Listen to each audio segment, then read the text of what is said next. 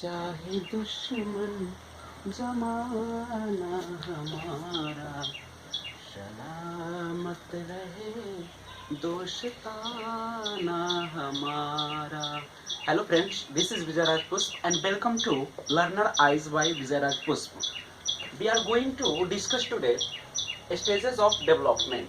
Stages of development का हिंदी अगर अर्थ देखें तो विकास की अवस्थाएं. इसे हम लोग कई भागों में बांटकर पढ़ते हैं. स्टेजेस ऑफ डेवलपमेंट का अगर हम पहली अवस्था की बात करें, स्टेजेस की बात करें, तो वह होता है इन्फेंसी स्टेजेस. इन्फेंसी, और इन्फेंसी से भी अगर हम पहले की बात करें तो उसमें शुरुआत होती है वह प्री नेटल पीरियड से शुरू होती है. प्री नेटल यानी प्रसव पूर्व अवस्था, जन्म से पहले की अवस्था को प्रीनेटल पीरियड कहा जाता है, जिसे प्रसव पूर्व अवधि भी कहा जाता है. यह वह अवधि होती है जब बच्चे अपने माँ के गर्भ में होते हैं और उसका सारा जो वातावरण होता है वह इंटरनल होता है, जो खासकर निर्भर करती है उसके माँ के खान पान पे, उसके पोषण पे, उसके बाहरी वातावरण पे. जो माता जिससे भी प्रभावित होगी उससे बच्चे भी प्रभावित होंगे. यानी जितने भी हेरिडेटरी गुण होंगे, जो माता और पिता से गुण आते हैं, वो सब जो है प्रीनेटल पीरियड में ही उसमें स्थानांतरित हो जाती है जीन के द्वारा. तो प्रीनेटल पीरियड ये की शुरुआत कब होती है? तो जब बच्चे माँ के गर्भ में होते हैं, यानी जब वह गर्भाधान करती है, कंसीव यानी गर्भाधान से ही इसकी शुरुआत हो जाती है. अगर हम कहें तो इसे बोल सकते हैं कंसेप्शन टू बर्थ. यानी कंसेप्शन का अर्थ होता है गर्भधारण, यानी गर्भधारण से जन्म तक की जो अवस्थाएं होती है वह कहलाती है आपका prenatal period, conception to birth. बच्चे जो होते हैं माँ के गर्भ में 9 महीने 10 दिन या 280 दिन, सप्ताह में अगर बोले तो 40 वीक्स तक ये रहते हैं. दूसरी जो स्टेजेस होती है डेवलपमेंट का, वह होता है इन्फेंसी, जिसे शैशवावस्था के नाम से भी जाना जाता है. यह होती है अवधि बर्थ से 2 इयर्स, यानी बर्थ टू 2 इयर्स, जन्म से 2 साल की अवधि को हम लोग इन्फेंसी की अवस्था कहते हैं.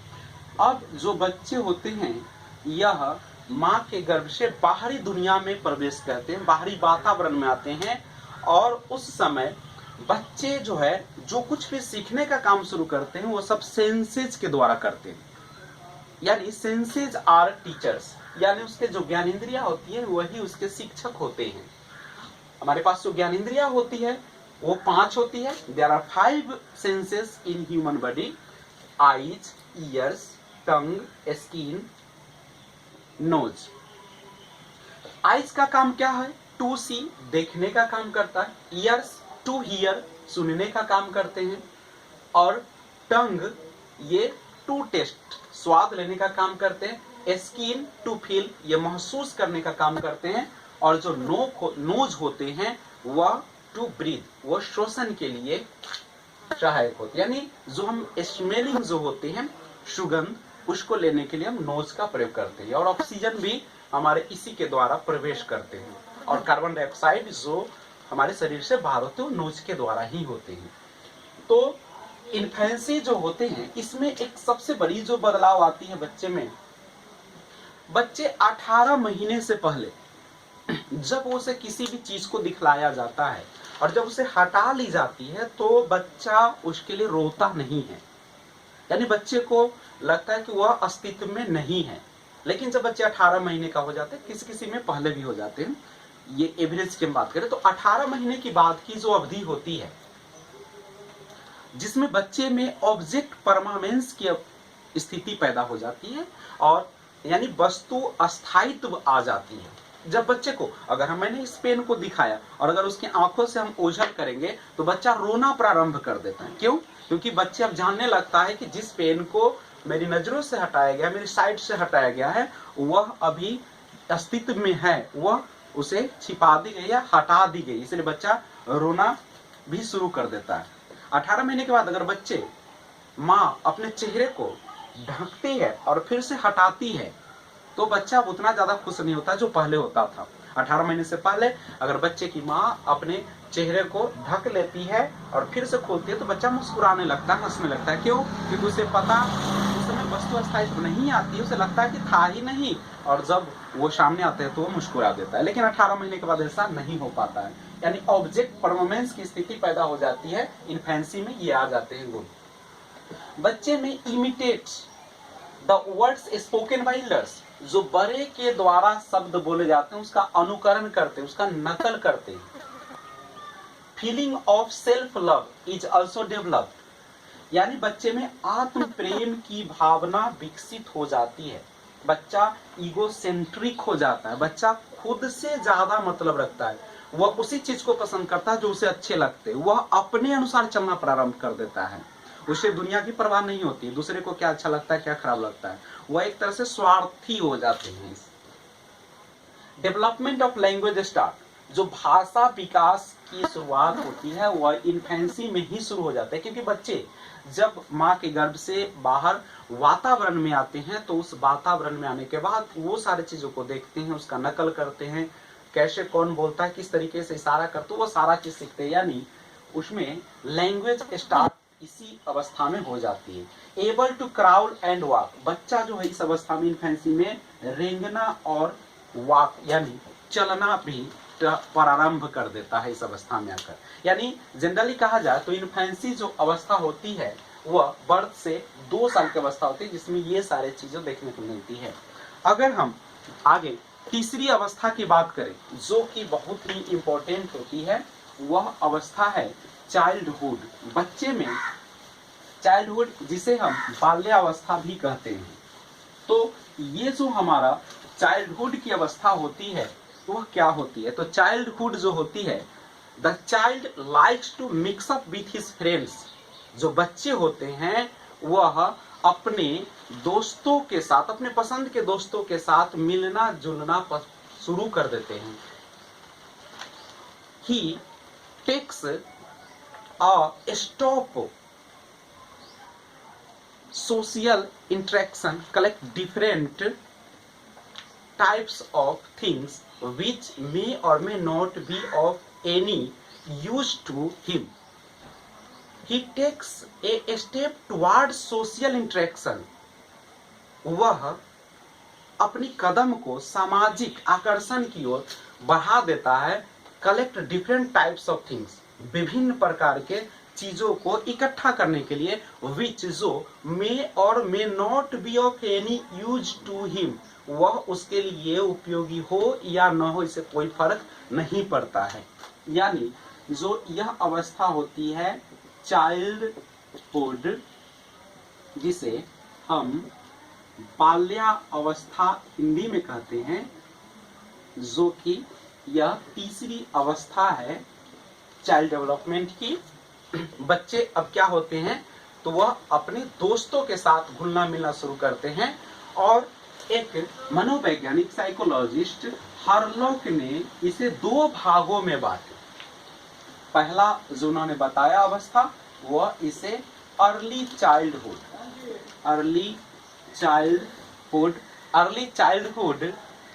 जो होते हैं, जिसे हिंदी में पूर्व बाल्यावस्था कहते हैं। पूर्व बाल्यावस्था जो 2 से 6 वर्ष की अवस्था होती है। 2 से यानी 2 to 6 इयर्स का जो समय होता है वह हमारा होता है अर्ली चाइल्डहुड का। ये अर्ली चाइल्डहुड की जो अवस्थाएं होती है उसे हम लोग बहुत सारी चीजों से जानते हैं, उसमें हम इसे टॉय एज के नाम से जानते हैं।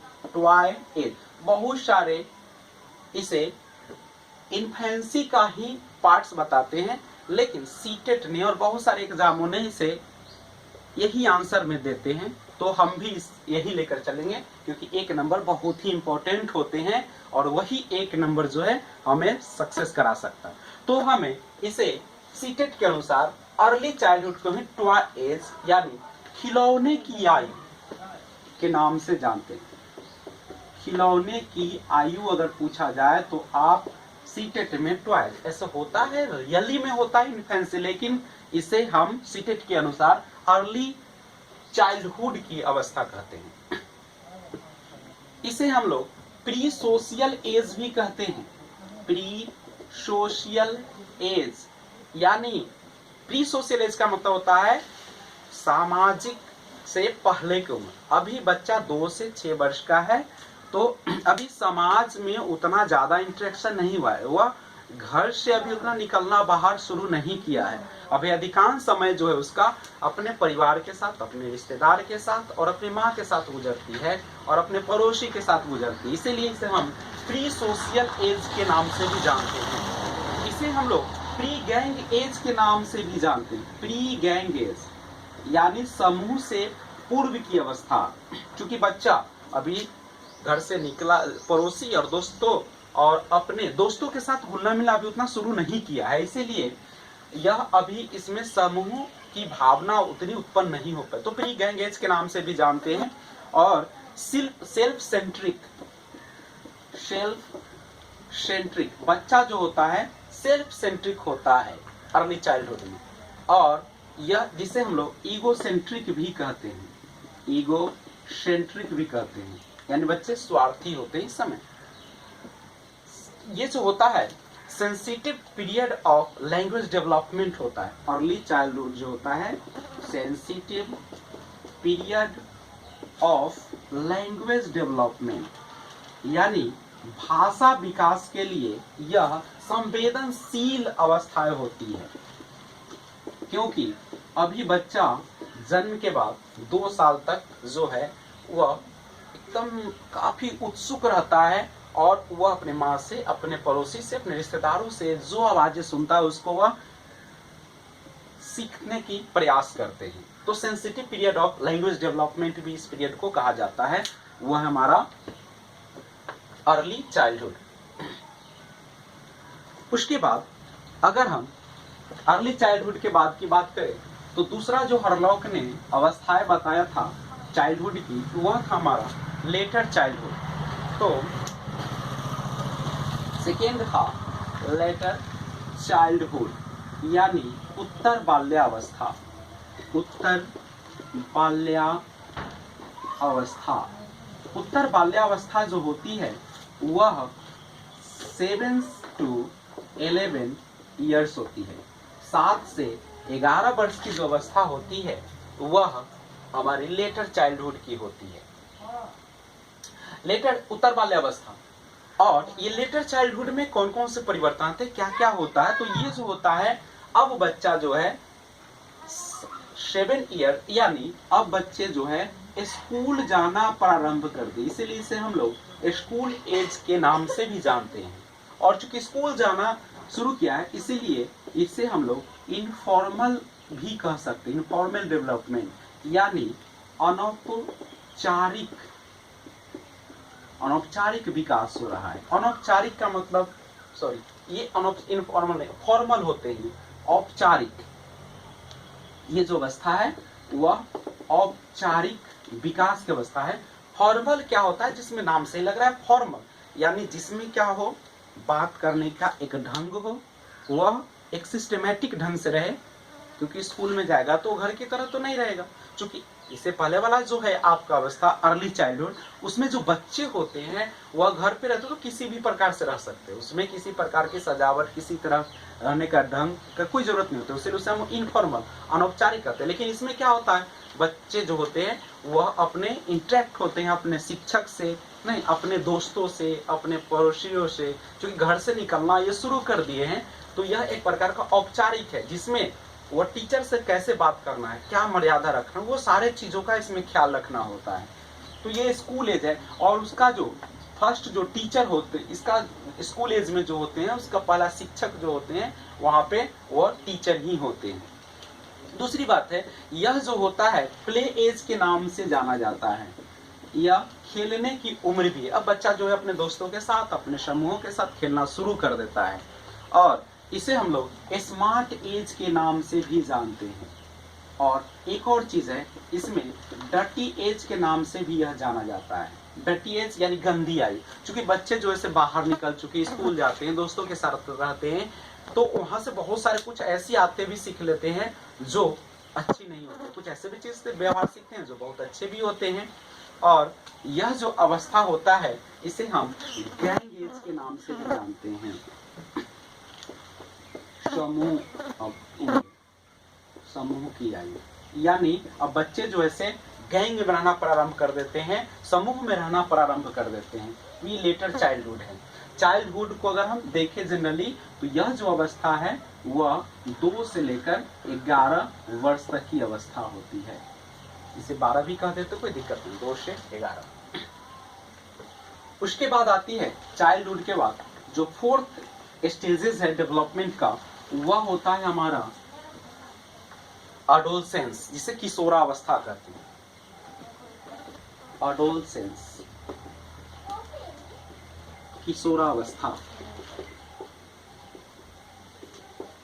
यह जो अवस्था होती है वह 12 से 19 वर्ष तक होती है। 12 से 18 या 19 वर्ष तक की अवस्था होती है किशोरावस्था। यह जो होते हैं लाइफ का सबसे एक महत्वपूर्ण अवस्थाएं होती हैं। एडोलसेंस में जो होती है, बच्चे जो होती है मैच्योरिटी को काफी हद तक प्राप्त कर लेती है। यानी हम कह सकते हैं कि अटेन्स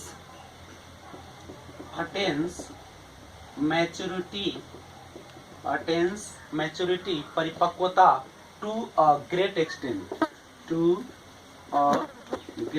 एक्सटेंट, यानी जो परिपक्वता होती है वह काफी हद तक प्राप्त कर ली जाती है। मैच्योरिटी मीन्स परिपक्वता, अटेंस मीन्स प्राप्त करना, ग्रेट एक्सटेंट का मतलब होता है काफी हद तक। दूसरा जो इसकी अवस्था होती है तो वो होती है start the process of abstract thinking. Start the process of abstract thinking का मतलब होता है बच्चे में मूर्त क्रिया, मूर्त थिंकिंग, मूर्त जो सोच होती है की प्रक्रिया शुरू हो जाती है। Start the process of abstract thinking.